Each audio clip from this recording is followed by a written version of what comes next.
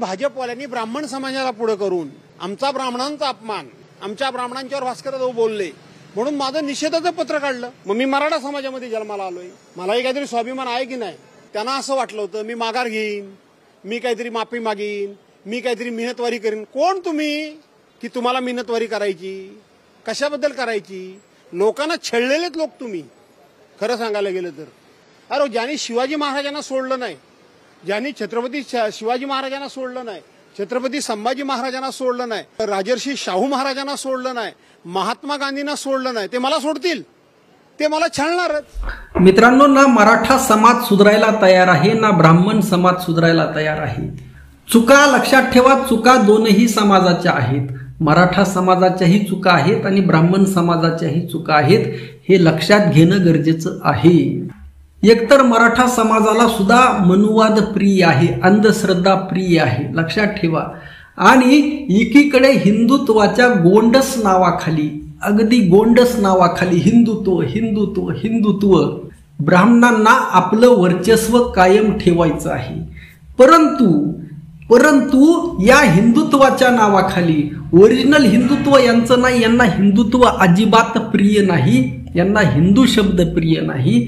हे लोक छत्रपती शिवाजी महाराजांना राजा मानायला तयार नव्हते। आता येथे सरसकट नाही, लक्षात ठेवा, कारण अनेक ब्राह्मण हे छत्रपती शिवाजी महाराजांच्या बाजूने सुद्धा होते, अनेक ब्राह्मण महात्मा फुलेंच्या बाजूने सुद्धा होते, अनेक ब्राह्मण बाबासाहेब आंबेडकर यांच्या बाजूने सुद्धा होते, आणि आज अनेक ब्राह्मण या आमदार जाधव यांच्या बरोबर सुद्धा आहेत। परंतु ब्राह्मणामधील एक अशी संघटना किंवा काही असे जे संघटित लोक आहेत, यांना आपलं वर्चस्व कायम ठेवायचं आहे, आणि हे वर्चस्व कायम ठेवण्यासाठी हे लोक हिंदुत्व या गोंडस नावाचा वापर करत असतात। ऍक्च्युली यांना हिंदुत्वाशी काही देणं घेणं नाही, किंवा हिंदू समाज, हिंदू धर्म फार प्रिय आहे असं अजिबात नाही। फक्त यांना यांचं राजकीय, सामाजिक, सांस्कृतिक, आर्थिक वर्चस्व कायम ठेवायचं आहे, आणि येथील सर्वसामान्य हिंदूंना गुलाम बनवायचं आहे, मानसिक दृष्ट्या, धार्मिक दृष्ट्या गुलाम बनवून ठेवायचं आहे। एवढंच यांचं ध्येय आहे। आज हे मराठा आमदार जाधव यांना छळत आहेत, आणि त्यावर जाधव यांनी बरोबर ओळखलं की या लोकांनी छत्रपती शिवाजी महाराजांना सोडलं नाही, महात्मा फुलेंना सोडलं नाही, बाबासाहेब आंबेडकरांना सोडलं नाही। आणि अगदी आज ताजं उदाहरण म्हणजे मनोज जरांगे पाटील। अहो, मनोज जरांगे पाटील हे लक्षात ठेवा सर्वसामान्य मराठा आहेत, ते ना पुरोगामी विचाराचे आहेत ना प्रतिगामी विचाराचे आहेत। या दोनही विचारांच्या पलीकडे एक सर्वसामान्य हिंदू आहे, एक सर्वसामान्य मराठा आहे, तो त्याचं आपलं जीवन जगत असतो।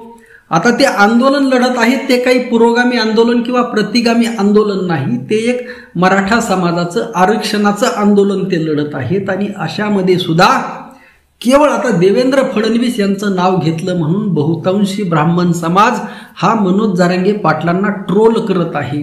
अगदी मनोज जरांगे पाटलांच्या मृत्यूची कामना करेपर्यंत त्यांचं ट्रोलिंग आहे। आणि मित्रांनो, हे येथील सामाजिक स्वास्थ्यासाठी चांगलं नाही। आपण भारतीय म्हणून माझी तर इच्छा आहे की ब्राह्मण असो, मराठा असो, ओबीसी असो, सर्वांनी एकोप्याने राहायला हवं।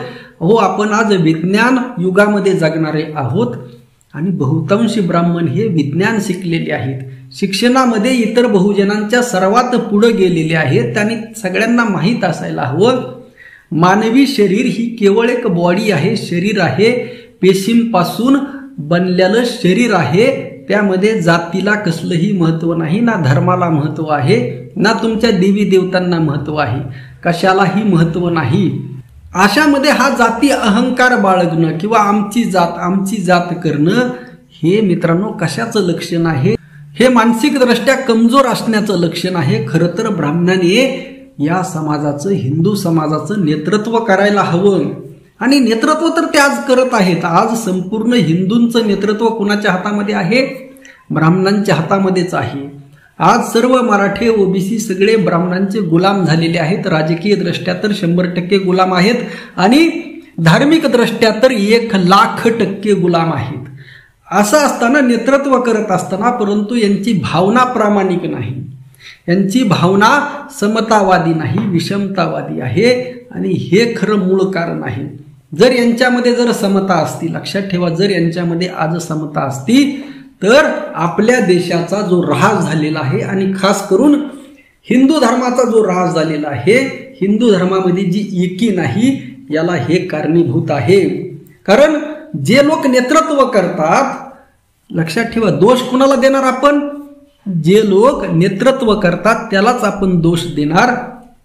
आणि नेतृत्व हे ब्राह्मणांच्या हातामध्ये आहे आणि त्यामुळे दोष त्यांना देणार. येथे कोणत्याही जातीबद्दल बोलत नाहीत किंवा आमदार जाधव जे आहेत ते सुद्धा जातीबद्दल बोलत नाहीत. या जातीमध्ये जे काही लोक आहेत, जे या तत्वाने चालणारे आहेत, जे अशा पद्धतीने इतरांना ट्रोल करणारे आहेत, टार्गेट करणारे आहेत.